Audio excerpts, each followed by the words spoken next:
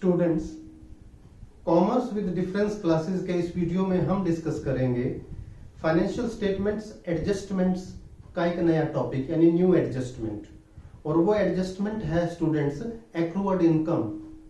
एक्रूअर्ड income क्या होती है? Income earn but not yet received, यानी इनकम अर्न तो हो गई, यानी उस पर हमारा हक है।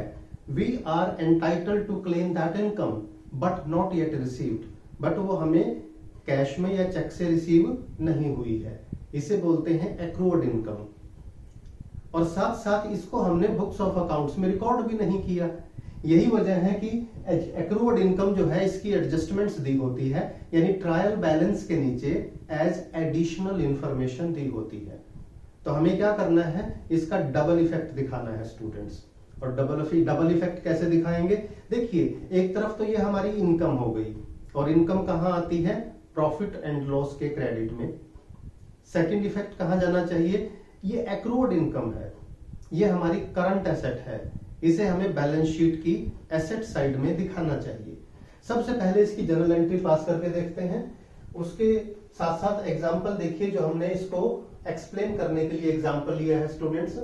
क्वेश्चन में ट्रायल बैलेंस गिवन है, इस क्वेश्चन को बड़े ध्यान से देखिएगा। इसमें कुछ हिडन इंफॉर्मेशन भी है, छिपी हुई इंफॉर्मेशन। 12% इन्वेस्टमेंट है 2 लाख की। इन्वेस्टमेंट हमारी एसेट है, आप जानते हैं। इंटरेस्ट ऑन इन्वेस्टमेंट मिला है 19,000।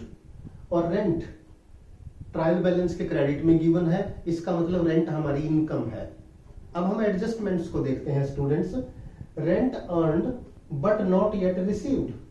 रेंट अर्न तो हो गया, लेकिन वो अभी रिसीव नहीं हुआ। कितना अमाउंट है? 6,000 का। तो चलिए सबसे पहले रेंट पर फोकस करते हैं स्टूडेंट्स। रेंट हमारी इनकम है, कहां आना चाहिए? प्रॉफिट एंड लॉस अकाउंट के क्रेडिट में। यहां लिखेंगे बाय रेंट। और रेंट जो रिसीव हो चुका और रिकॉर्ड हो चुका वो गिवन है 30,000, यानी ट्रायल बैलेंस में जो रेंट गिवन है 30,000 है, ये रिसीव भी हो चुका, रिकॉर्ड भी हो चुका। और 6,000 रेंट के ऐसे हैं हमारे जो अर्न तो हो गए लेकिन रिसीव नहीं हुए, वो हमारा क्या है? एक्रूअर्ड रेंट है। हम इसका डबल इफेक्ट क्या करेंगे? देखिए, एक बार एक्रूड रेंट को यहां ऐड कर देंगे। Add accrued rent 6,000, total rent goes to 36,000।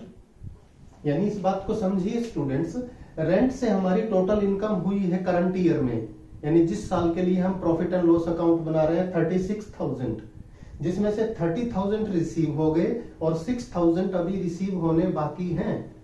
और कोई भी इनकम जो रिसीवेबल हो, यानी फ्यूचर में रिसीव होनी हो, वो हमारी एसेट का पार्ट बन जाती है। इसे हम बैलेंस शीट की एसेट साइड में दिखाएंगे। ACCRUET accrued rent 6,000 rupees. तो ये इसका डबल इफेक्ट हुआ स्टूडेंट्स। एक बार प्रॉफिट एंड लॉस अकाउंट के क्रेडिट में कंसर्न्ड इनकम में ऐड कर दो, और दूसरी बार बैलेंस शीट की एसेट साइड में। इसके साथ साथ एक बात और ध्यान रखना, अगर कोई एक्रूड इनकम ट्रायल बैलेंस के अंदर दी हुई हो, मान लो ट्रायल बैलेंस के अंदर ही दे रखा है एक्रूड इंटरेस्ट या एक्रूड इनकम कुछ भी, इसका मतलब वो रिकॉर्ड हो चुकी है, उसका सिंगल इफेक्ट पड़ेगा। और सिंगल इफेक्ट कहां पड़ेगा? सिर्फ और सिर्फ बैलेंस शीट की एसेट साइड में। दोबारा सुन लो स्टूडेंट्स, अगर एक्रूड इनकम ट्रायल बैलेंस में गिवन हो, कहां दी होगी? डेबिट बैलेंस में, तो ये सिर्फ बैलेंस शीट की एसेट साइड में आएगी। इसका मतलब होता है उसकी जर्नल एंट्री पास हो चुकी है और वो इनकम में ऑलरेडी ऐड हो चुकी है। अब मैं आपको एक हिडन इंफॉर्मेशन के बारे में बताऊंगा स्टूडेंट्स, बड़े ध्यान से देखना। इसमें स्टूडेंट्स अक्सर मिस्टेक करते हैं। यहां देखो ध्यान से, इन्वेस्टमेंट गिवन है 2 लाख रुपीज की। हमें पता है इन्वेस्टमेंट को कहां दिखाते हैं? बैलेंस शीट की एसेट साइड में। यहां दिखा भी दीजिए students. 12% investment amounts to rupees 2 lakh. अब याद रखिए स्टूडेंट्स, जब भी कोई बैंक की फिक्स डिपॉजिट गिवन हो या इन्वेस्टमेंट गिवन हो, इन पे अगर रेट ऑफ इंटरेस्ट साथ में गिवन हो, रेट ऑफ इंटरेस्ट जैसे 12% है, यानी इन्वेस्टमेंट के टोटल अमाउंट पे, प्रिंसिपल अमाउंट पर, जिसे फेस वैल्यू भी बोलते हैं, हमें 12% इंटरेस्ट मिलना है। अब हमें यह देखना है ये 12% इंटरेस्ट पूरा मिल चुका है कि नहीं।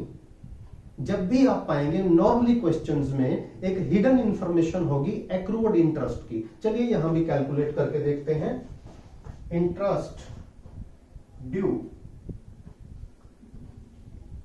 इन्वेस्टमेंट पे इंटरेस्ट कितना ड्यू हुआ देखिए स्टूडेंट्स, इन्वेस्टमेंट है 2 lakh rupees, rate of interest है 12%, जो प्रीफिक्स है पहले ही लिखा हुआ है साथ में 12/100। इसको अगर हम कैलकुलेट करके देखें तो हमें जो इंटरेस्ट मिलना चाहिए इस साल के लिए वो 24,000 रुपीज का इंटरेस्ट मिलना चाहिए। ध्यान से देख लो स्टूडेंट्स इस बात को, जब भी कोई फिक्स डिपॉजिट हो या इन्वेस्टमेंट हो उसके साथ अगर रेट ऑफ इंटरेस्ट गिवन हो तो प्रिंसिपल अमाउंट पे फेस वैल्यू पे इंटरेस्ट कैलकुलेट करो, कितना इंटरेस्ट मिलना चाहिए 24,000। मिला कितना स्टूडेंट्स, ध्यान से देखो, इंटरेस्ट हमें रिसीव हुआ 19,000, यहां लिख के देखते हैं, लेस रिसीव्ड, इंटरेस्ट रिसीव्ड हुआ 19,000, यानी मिलना था 24, मिला सिर्फ 19, तो डिफरेंस क्या हो गया, एक्रूड इंटरेस्ट हो गया स्टूडेंट्स, कितना 5,000 रुपीज का।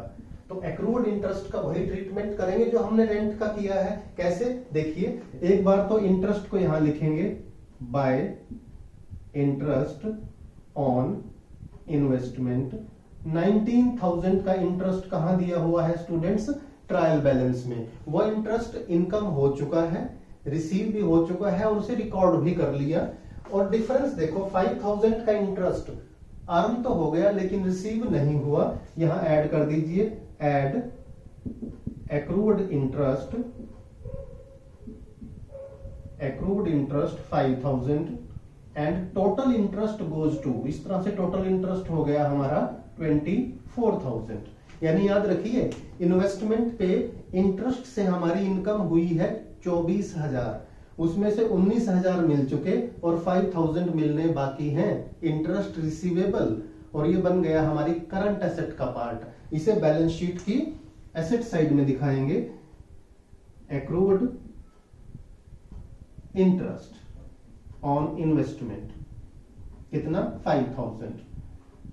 कई बार इसको ऐड करके भी दिखाते हैं बुक्स में स्टूडेंट्स, आप चाहो तो इन्वेस्टमेंट में ऐड करके दिखा दो या इसको सेपरेटली शो कर दो, कोई प्रॉब्लम नहीं है। वैसे ये सेपरेटली शो करना चाहिए क्योंकि इन्वेस्टमेंट हमारी लॉन्ग टर्म एसेट है और जो एक्रूड इंटरेस्ट है ये हमारा करंट एसेट है। तो इस वीडियो से आपको एक बात तो समझ में आ गई स्टूडेंट्स कि अगर डायरेक्टली दिया हो एक्रूड का ट्रीटमेंट क्या होगा, P&L के क्रेडिट में ऐड और बैलेंस शीट की एसेट साइड में। और अगर कोई इन्वेस्टमेंट या फिक्स डिपॉजिट का दे रखा हो तो सबसे पहले कैलकुलेट करके देखेंगे, फिर अगर कोई डिफरेंस आता है तो वो एक्रूड माना जाएगा। उम्मीद है इस वीडियो से आपको बहुत हेल्प मिलने वाली है।